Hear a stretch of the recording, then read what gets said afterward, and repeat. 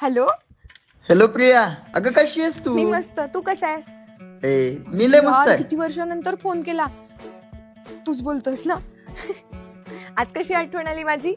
अगं काल आम्ही अचानक भेटलो होतो, आशू, रम्या, सम्या. तुम्ही गेट टुगेदर केलं? अश्विनी पण आली होती. अगं बाई, राम पण होता, समीर पण होता. अगं मला सांगितलं का नाही?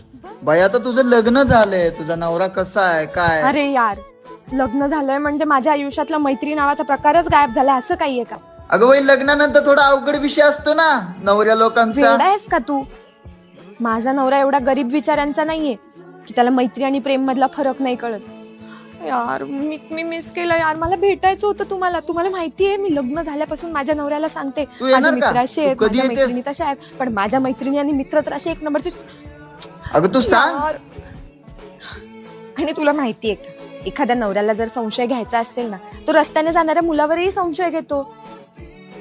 माझावाला तसा नाहीये यार, त्याला मैत्री आणि प्रेम याच्यातला फरक कळतो.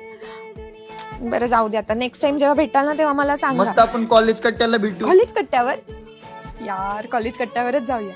आणि ढेबे सर आहेत का रे अजून? आपल्या बॅच नंतर त्यांनी रिटायरमेंट घेतली. मी बोलले होते ना आपली शेवटची बॅच असेल, आपण त्यांना एवढा त्रास दिलाय ना.